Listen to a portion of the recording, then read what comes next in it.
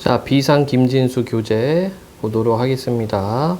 자, 1학기 기말 대비 3-1단원, 2단원 이렇게 한번 보도록 할게요. 아마 3-1단원 정도 이렇게 되려나? 예. 개성이 들어가는 표현, 문학 파트가 되겠네요. 어디 보자. 페이지를 넘어갑니다. 다 넘어갑니다. 자, 요걸 한번 봅시다.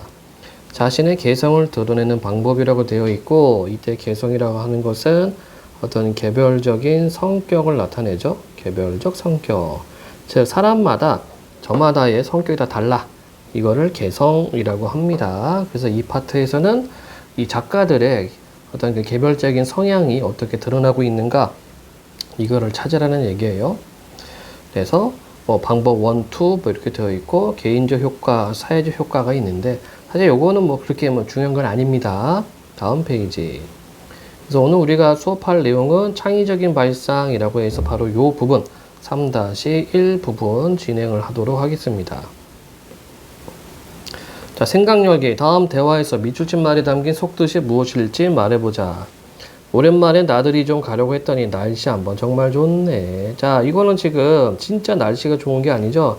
예, 비가 오고 있어요. 자, 이렇게 말하는 표현 방식을 뭐라고 합니까? 반어법. 그래서 반어법이라고 하는 것은 상황에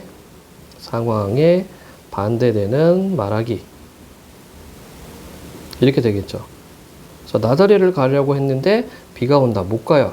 그래서 날씨 한번 정말 좋네. 이렇게 말하고 있습니다. 반어법을 쓰고 있고. 그 다음에 어제 사람이 많은 곳에서 넘어졌는데 너무 창피해서 아픈 티도 못 내고 웃었어. 웃는 게 아니었지. 자, 요거는 어떤 표현 방식일까? 웃고 있었는데 그게 웃는 게 아니라는 얘기예요. 웃는 게 아니다. 이거는 역설법이죠. 그렇게 정리할 수가 있겠습니다. 그래서 반어법과 역설법이 있어요. 자, 여러분들이 이 다음 페이지 넘어가기 전에 어떤 이 표현 방식에 대해서 조금 정리를 하고 넘어가도록 하겠습니다. 몇 가지가 안 됩니다, 여러분들. 예, 문학의 표현 기법 몇 가지 없으니까 여러분들 좀 정리 좀 하고 넘어갈게요. 문학의 표현 기법 굉장히 다양하게 있는데 한 6가지 정도만 생각을 하면은 굉장히 쉽겠다. 먼저 비유법. 그러면 비유법이라는 게 무슨 말인지 알아야 되겠다. 그치? 그래서 A라는 대상을 B라는 대상에 빗대어 표현하는 거. 벗댐이라고 보이네. 예, 빗대어서 표현한다. 이게 비유법이에요. 그래서 비유법에 뭐가 있냐면 직유법이 있고 은유가 있고, 직유는 자 조사가 필요하다. 뭐뭐처럼, 뭐뭐같이, 뭐뭐인듯, 뭐뭐 마냥 이런 게 필요해요. 그래서 야, 너 바보같이 왜 그래? 이게 직유법입니다. 은유법은 방식이 A는 B다 이런 문장 형태를 띠고 있어요. 그래서 조사가 필요 없이 바로 비유하는 방식 은유법이라고 하고, 야, 이 바보야 이렇게 말하는 것이 은유법에 해당이 됩니다. 자, 그 다음에 의인법이 있어요. 그리고 활류법이 있다. 의인은 사람처럼 대하면 되죠. 사람처럼. 그런데 이 사람처럼 대하는 거, 사람이 아닌 것을 사람처럼 대하는 건데 역시 3가지 방식이 있다. 먼저 돈호법. 자, 이 돈호라는 것은 누구누구야 부르는 겁니다. 자, 그런데 사람이 사람을 부르는 것은 당연하죠. 근데 사람이 아닌 것을 불렀을 때, 예를 들어서 뭐 갈매기야, 뭐 나무야, 바두가 이렇게 부르면 그거 돈호법이면서 자동으로 의인화가 돼요. 사람처럼 대했기 때문에. 그 다음에 감정을 빗대어서 표현할 때, 예를 들어 볼까요? 뭐 꽃이 웃는다. 이렇게 표현하면 이것도 의인법입니다. 문학에서는 감정을 사람만 갖고 있다라고 이렇게 취급하고 있어요. 그래서 사람이 아닌 꽃이 웃는다라는 표현은 감정 표현이기 때문에 의인법에 해당이 되고, 그 다음에 사람의 신체 일부를 빗대서 표현했을 때도 의인법이라고 한다. 예를 들어서 뭐 꽃이 손은 든다. 이렇게 표현하면은 이것도 의인법입니다. 그렇죠? 왜냐면 손은 사람 손을 의미하기 때문에. 자, 그래서 다시 한번 의인법은 사람이 아닌 것을 사람처럼 대하는 것을 의인법이라고 해요. 자, 활류법은 뭐냐면 아마 여러분들께 회 좋아하는 친구들이 있을 겁니다. 횟집에 가면 이렇게 써 있어요. 이게 무슨 뜻이다? 활, 살아있다. 그래서 활어회 이렇게 얘기를 하죠. 또는 우리가 생활을 사는 것을 방금 얘기했네. 예. 생활 이렇게 얘기를 하잖아요. 활이 살아있다는 얘기입니다. 자, 그러면 활류는 무슨 뜻입니까? 무생물을 예, 생물처럼 표현합니다. 무생물을 살아있는 것처럼 표현하는 방식을 활류법이라고 하지요. 그래서 예를 들어볼까? 뭐가 있을까요? 뭐 아침이 되니 산이 다가선다. 멀리서 산이 보이겠죠? 이거를 산이 다가선다 이렇게 표현합니다. 이렇게 말하면 마치 산이 움직이는 것처럼 산이 살아있는 것처럼 표현하는 방식, 이것을 활류라고 합니다. 그 다음에 비유법 마지막으로 대유법이 있어요. 대유는 뭐냐면 일부분을 들어서 전체를 표현하는 방식, 일부분으로 전체를 표현한다. 이걸 대유라고 그래요. 이때 대는 대표 이런 뜻입니다. 그래서 머리부터 발끝까지, 머리부터 발끝까지 이렇게 말하면 무슨 의미? 몸 전체라는 의미가 되겠죠. 그렇죠? 그 다음에 한라에서 백두까지 이렇게 말하면 한반도 전체라는 의미가 생깁니다. 이런 것을 대유라고 그래요. 자, 따라서 비유법에는 뭐가 있다? 직유, 은유, 의인, 활류, 대유가 있다. 다시요. 비유는 무슨 뜻이었어요? A라는 대상을 B라는 다른 대상에 빗대어 표현하는 것이었죠. 그래서 여기에는 직유, 은유, 의인, 활류, 대유가 있습니다. 요거는 여러분들 반드시 알고 있어야 돼요. 여기 암기 파트예요. 암기 파트. 외워야 된다. 자, 그 다음에 다른 표현 방식 또 뭐가 있냐면은 대구법이라는 게 있어요. 대구법. 대구법은 비슷한 문장 방식이나 비슷한 문장 방식, 문장 또는 구를 한 번 더 반복합니다. 한 번 더 반복. 이게 대구법이에요. 예를 들어볼까? 우리 흔히 이런 말을 쓰죠. 콩 심은 데 콩 나고 팥 심은 데 팥 난다. 예. 콩 심은 데 콩 나고 팥 심은 데 팥 난다. 이렇게 말하면 앞에 문장하고 뒤에 문장 형태가 유사합니다. 이런 것을 대구법이라고 그래요. 그러니까 콩 심은 데 콩 난다 다 알고 있습니다. 그런데 또 이야기를 해. 비슷한 문장으로. 팥 심은 데 팥 난다. 이렇게 이야기를 해요. 이게 대구법이다. 자, 그러면 대구법을 쓰는 이유는 뭐냐? 리듬감이 생겨요. 이것을 운율 형성이라고 하고, 리듬이 운율이기 때문에 운율 형성이라고 하고, 했던 말 또 하면 의미 강조가 되죠. 그래서 문학작품에서 대구법을 쓰는 이유는 운율 형성과 의미를 강조하기 위해 이렇게 표현합니다. 자, 그 다음에 반어법. 자, 우리가 방금 교재에서 확인했었던 내용이죠. 자, 반어법은 뭐라고? 상황에 반대되는 말하기. 상황에 반대되는 표현을 반어법이라고 합니다. 이 반어법을 잘 써야지 나중에 친구들 사이가 좋아져요. 예를 들어서 여자친구를 만났는데 나 오늘 어때? 이뻐? 이렇게 말해요. 근데 내가 볼 때는 별로거든. 그럴 때 좀 이상한데 별로야 라고 말하면 여친이 삐집니다. 싸우게 되는 겁니다. 그럴 때는 속으로는 예쁘지 않다라고 생각을 해도 겉으로는 예뻐, 좋아 이렇게 얘기를 해줘야 돼요. 이게 반어법입니다. 자, 그 다음에 역설법이 있죠. 역설법. 역설법의 말뜻은 역은 거꾸로, 설은 설명, 즉 거꾸로 설명하는 방법이라는 뜻인데 이게 무슨 말이냐? 자, 문장의 역설법은요. 문장의 논리 모순을 이용해서 진리나 진실을 표현하는 방식이에요. 그러면 이게 또 무슨 말이냐? 문장의 논리 모순도 뭐냐? 원래 문장이라고 하는 것은 뭐 한국어든 일본어든 중국어든 영어든 간에 문장이라고 하는 것은 긍정으로 시작하면 긍정으로 끝이 나고 부정으로 시작하면 부정으로 끝나야 됩니다. 이게 문장 논리입니다.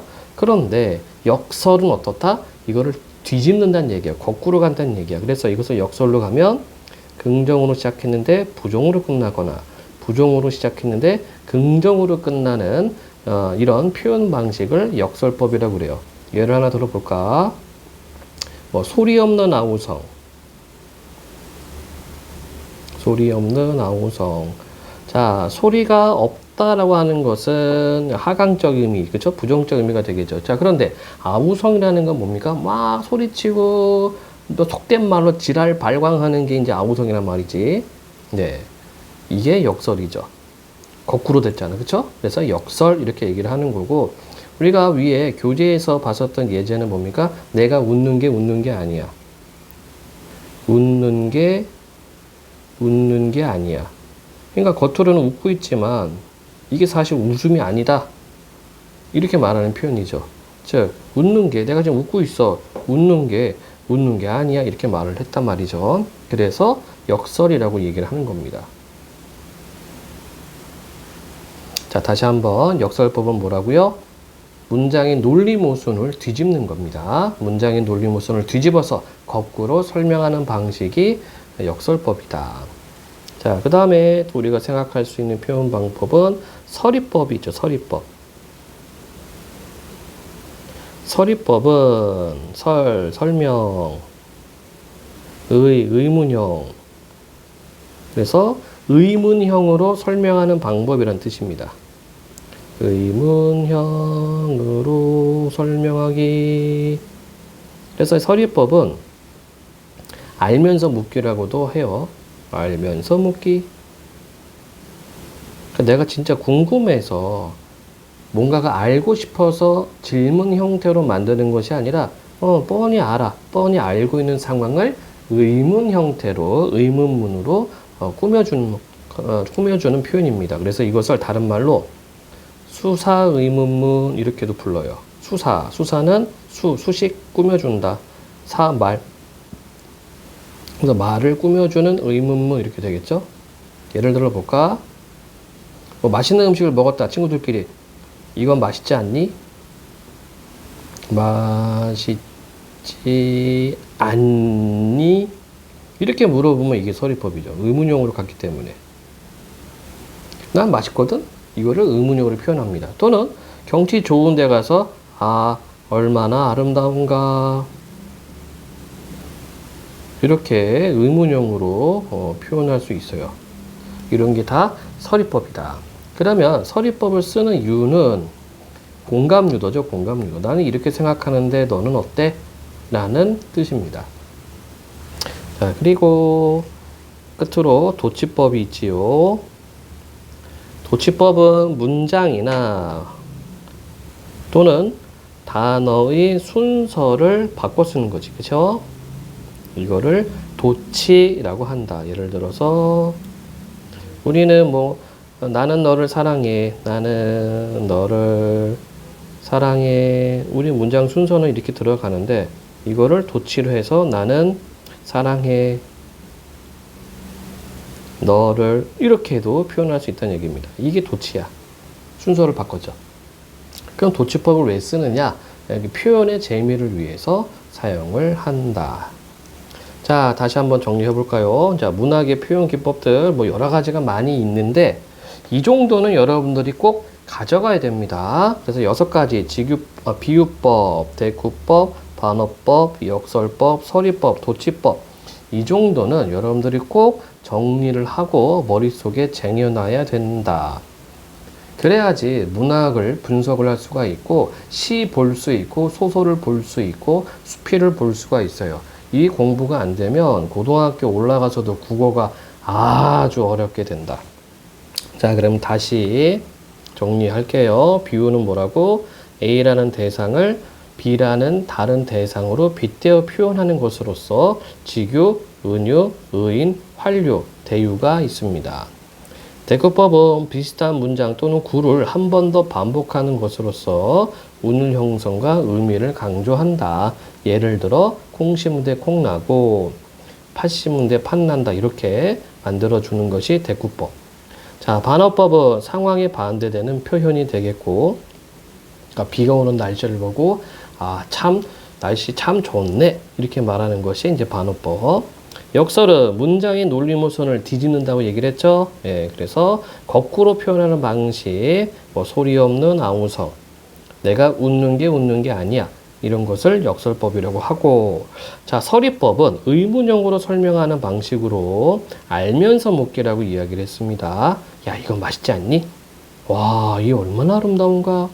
이런 표현들이 서리법에 해당이 되고, 도치법은 문장이나 단어 순서를 바꾸는 것.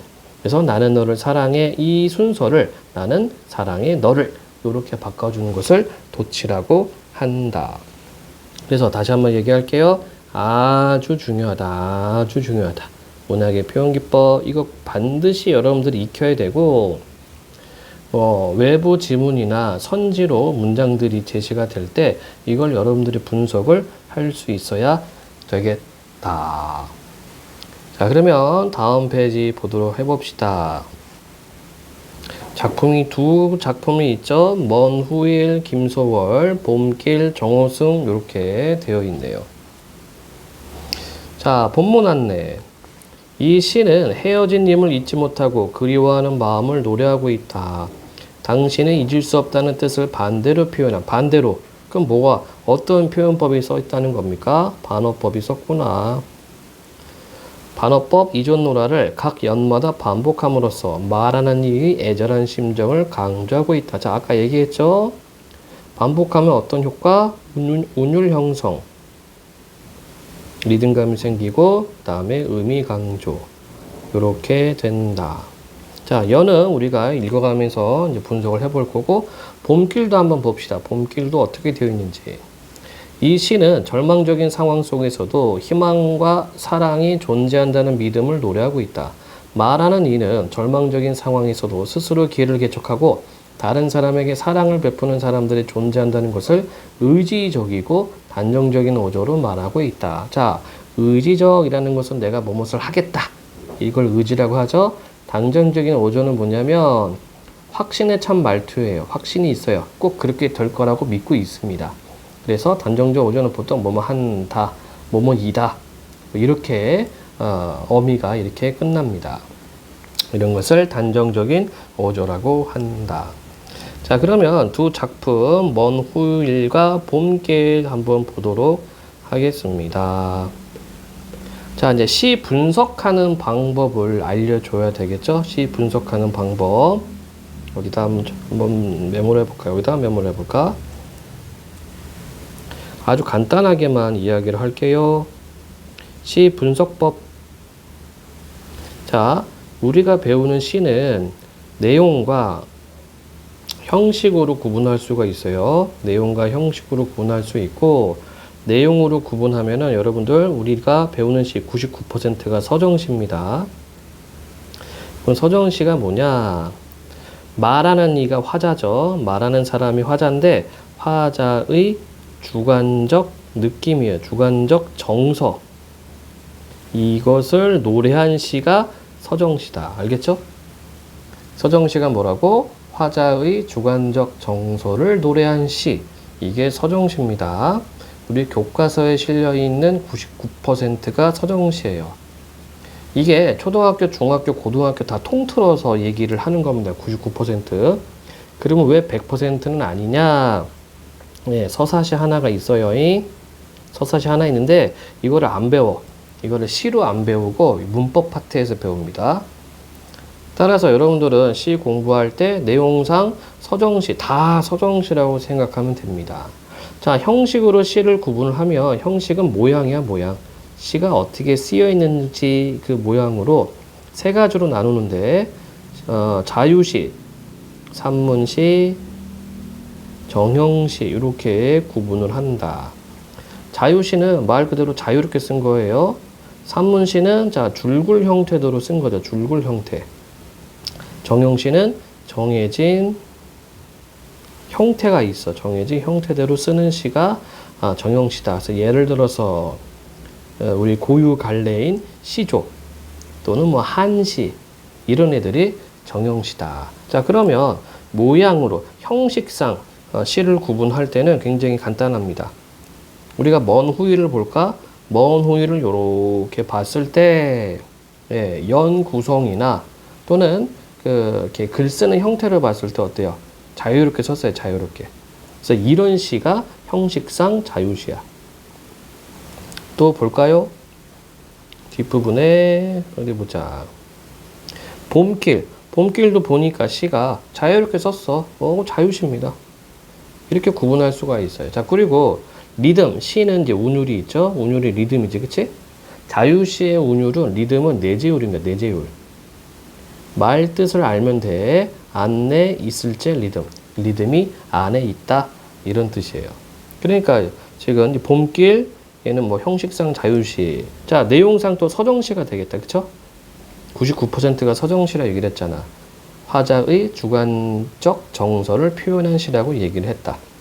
그래서 내용상 서정시, 형식상 자유시, 운율은 내제율이죠. 마찬가지. 김서울의 먼 후일도 형식상 자유시, 내용상 서정시, 운율은 내제율. 이렇게 된다. 그러니까 기본이에요, 기본. 이런 것들이.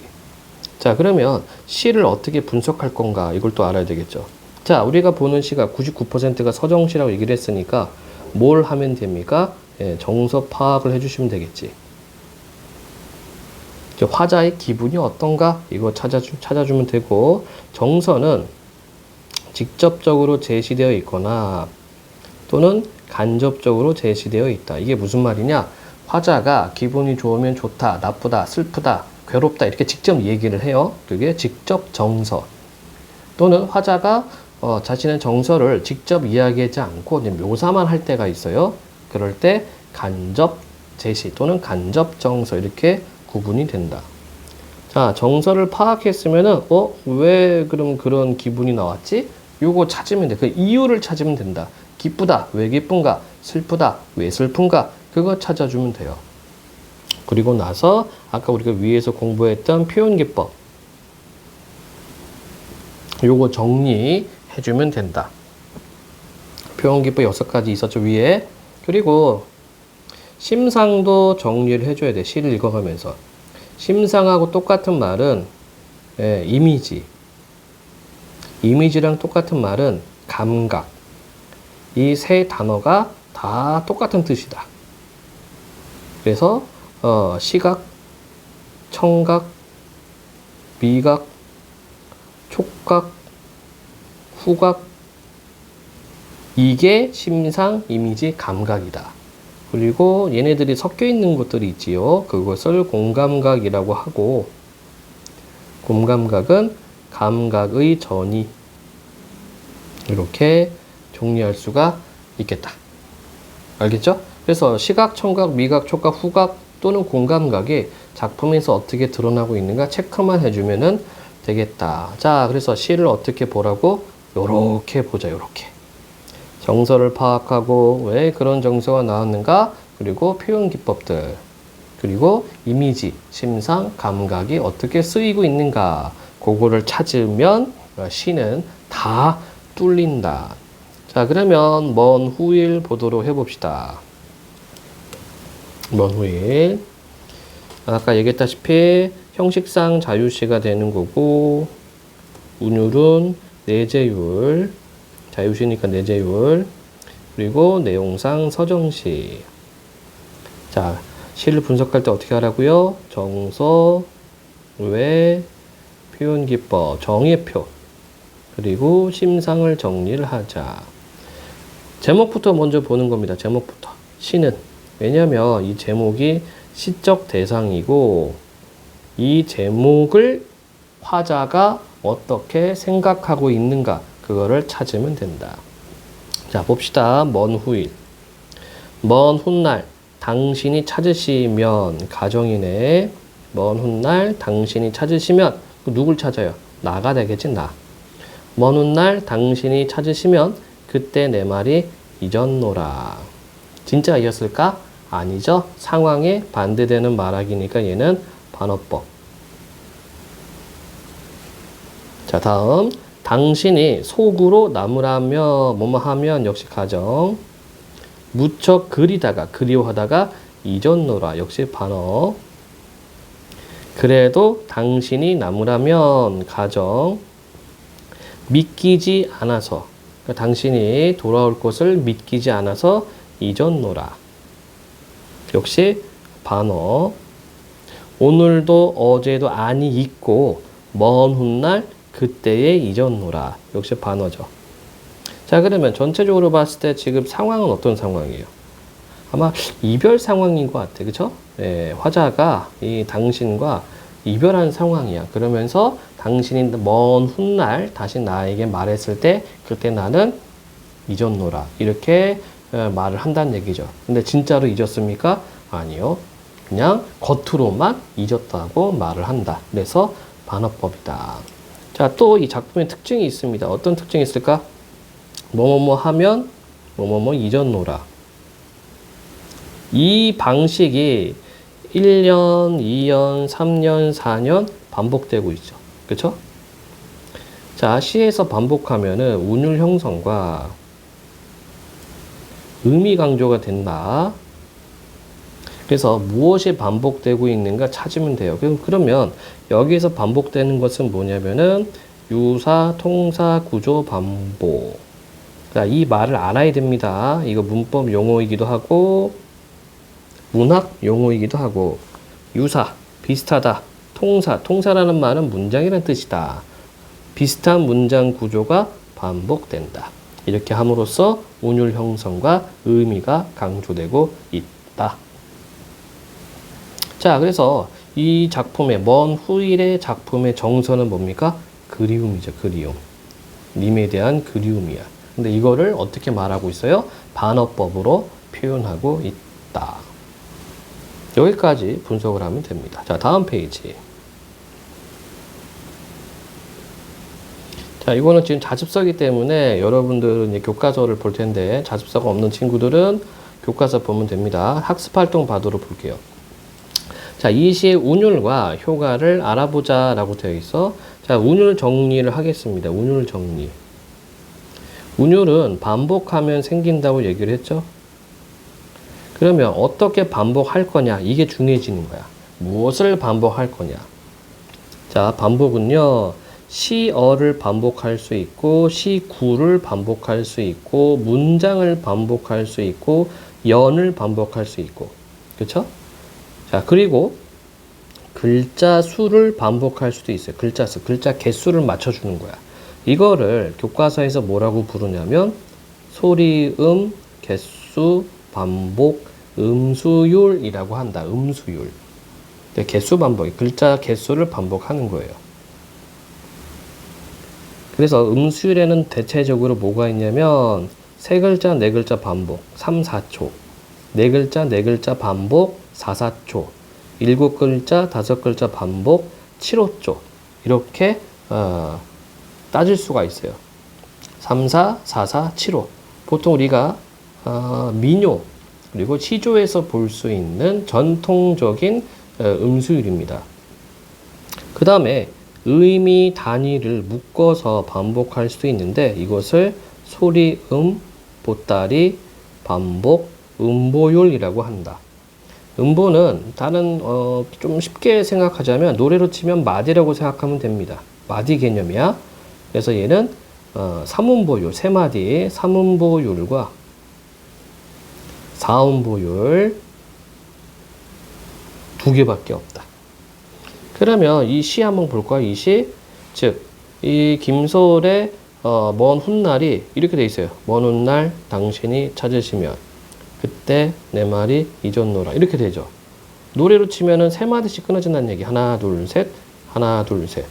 그래서 얘는 삼음보율을 가지고 있다. 나머지 다 똑같죠. 이렇게. 그렇죠? 한 줄에 세 마디씩 끊어진다. 그래서 삼음보율을 가지고 있고 음수율도 약간 비슷하게 있죠. 음수율 3, 3, 4, 3, 3, 4 이런 식으로 그쵸? 예. 이렇게도 보기도 하고 또는 뭐 6, 4, 6, 4 이렇게 보기도 합니다. 요거는 학교 선생님이 제시한 것 그대로 따라가면 돼요. 그 다음에 글자 위치를 반복하기도 하는데 이것을 소리, 위치, 반복, 음이율이라고 그래요. 음이율. 음이율은 다시 세 가지가 있어. 두운, 요운, 가군 세 가지가 있는데 여러분들 두운하고 요운은 무시해도 됩니다. 이거 고등학교 올라가도 안 나와요. 생각할 거는 가군만 생각하면 되고 각은 끝각자야. 끝각자. 끝에서 반복한다는 얘기야. 그래서 여러분들 우리 한국어는 어미 활용을 하죠. 어미가 바뀌지. 활용이라는 말이 무슨 뜻? 이게 활용이야. 먹다, 먹고, 먹니, 먹자, 먹을까 등등등등. 뒷부분을 활용시키지. 그래서 래퍼들이 랩할 때 라임 맞추죠. 아, 집에 갔어. 아무도 없어. 배가 고팠어. 이렇게 라임을 맞춰. 라임이 가군이야, 가군. 그래서 가군을 맞춰주면은 리듬이 생긴다. 그러니까 어미를, 비슷한 어미를 반복하는 거죠. 그래서 시에서 배우는 운율은 이게 전부입니다. 다시 한번 정리할까? 시의 운율은 글자 수, 음수율, 음이 단위, 음보율, 글자 위치, 음이율이 있고 우리나라 시는 음이율 중에서 가군을 신경 쓰면 된다. 어미를 바꾸기 때문에. 그리고 시어 반복, 식구 반복, 문장 반복, 연 반복을 하면 된다. 자, 따라서 먼 훗날은 삼음보율이다. 세마늘 씻구나신다. 자, 다음을 볼까요? 다음 편지글을 소리내어 읽어보고 이 시를 낭송할 때와 느낌이 어떻게 다른지 말해보자. 자, 미리 매기할게. 얘는 지금 산문이죠, 산문. 산문이고 위에 있는 이거는 운문입니다. 운문은 리듬이 있다. 리듬이 있는 문장이라는 뜻이야. 당연히 산문은 리듬감이 없어요. 리듬, 즉 운율이 없어. 당신이 먼 훗날 나를 찾으시면 난 당신을 잊었다고 말할 거예요. 당신이 그런 날을 나무란다고 해도 당신을 잊었다고 말하겠습니다. 당신은 계속 나를 질책하겠지만 난 믿기지 않아서 당신을 잊었다고 말하겠습니다. 먼 훗날 그때의 당신을 잊었다고 말하겠습니다. 예. 이렇게 됐죠. 그러니까 위에 있는 시를 산문이 아니라 운문 형태로 가면은 호흡이 더 규칙적이어서 박자감이 더 잘 느껴진다. 한마디로 보니 운율감이죠. 운율감. 운율이 더 잘 느껴진다. 이런 얘기죠. 그래서 이 시에서 반복되는 표현이 뭐가 있었다? 뭐뭐 한다면 잊었노라.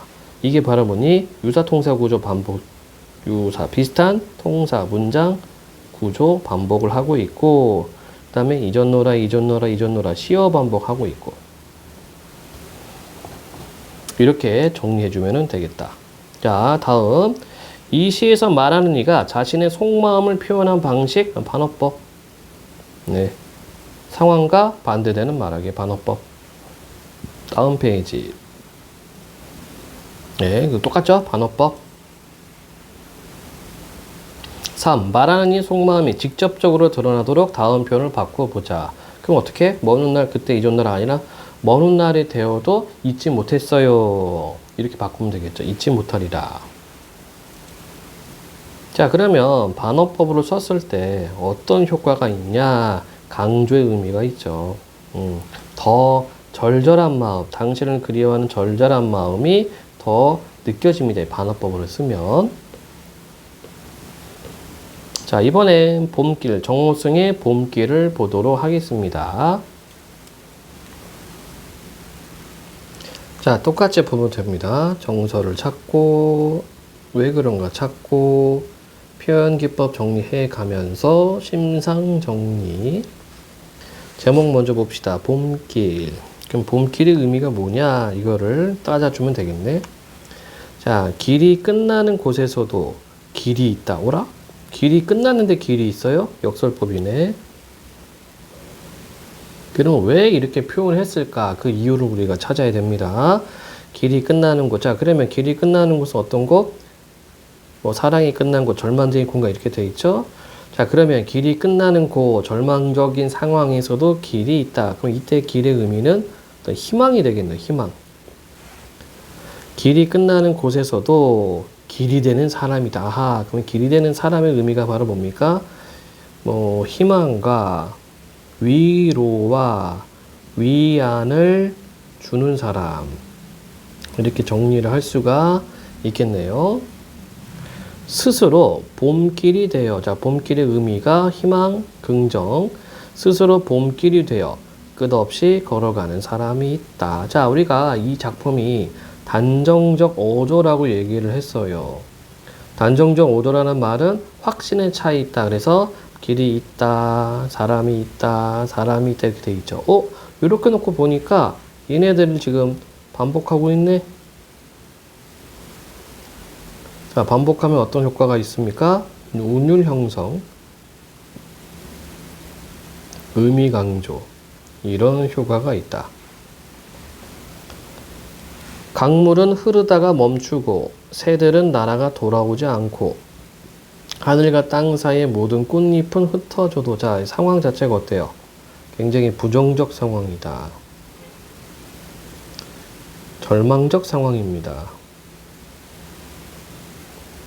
이런 상황에도 보라, 명령, 사랑이 끝난 곳에서도, 사랑이 끝난 곳 어떤 곳? 좌절, 절망적인 곳. 사랑이 끝난 곳에서도 사랑으로 남아있는 사람이 있다. 이 사람 어떤 사람이라고? 희망이 되는 사람, 위안이 되는 사람. 그쵸? 스스로 사랑이 되어 한없이 봄길을 걸어가는 사람이 있다. 그래서 다른 누군가한테도 이제 베푸는 삶.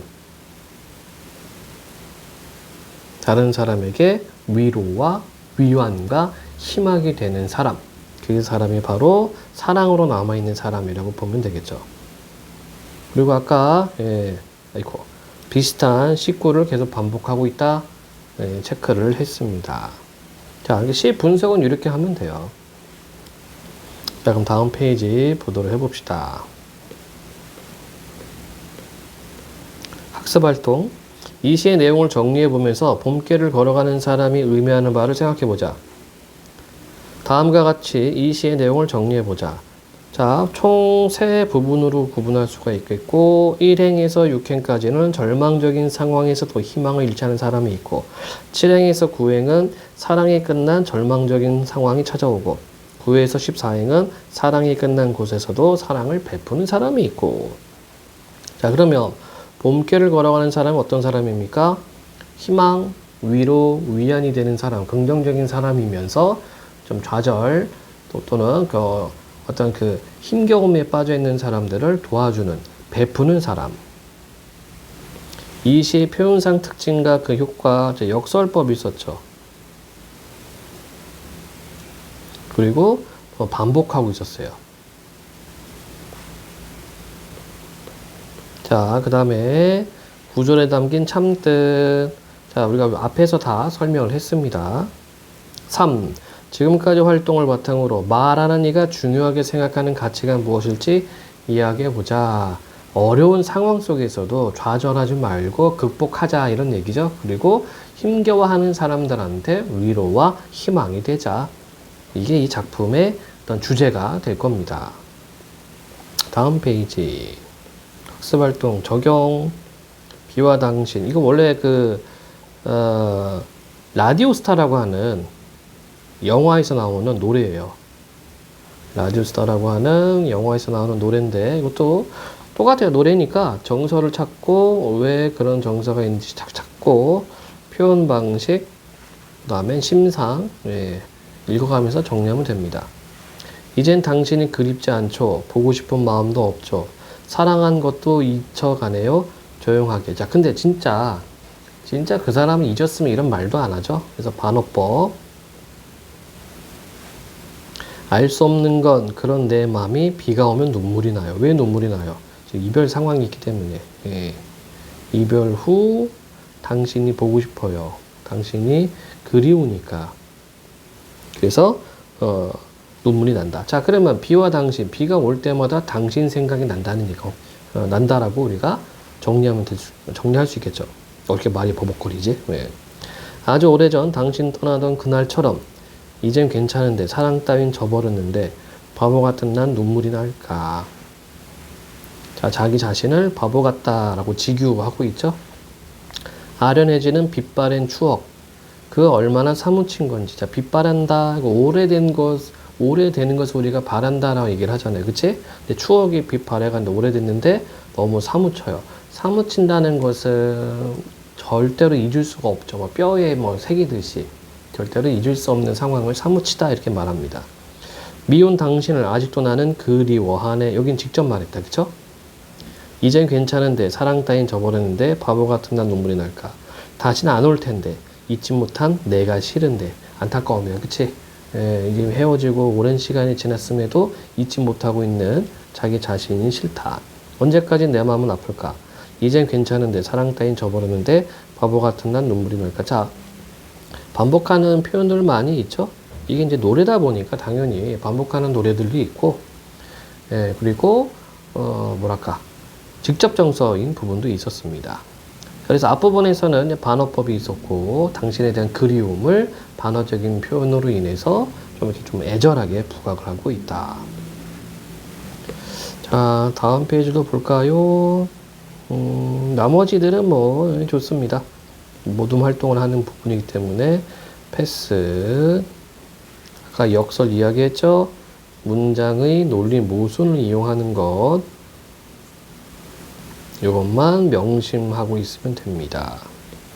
자, 이렇게 해서 3-1 시 두 작품과 그 다음에 학습 활동에 있었던 노래 하나 우리가 살펴봤습니다.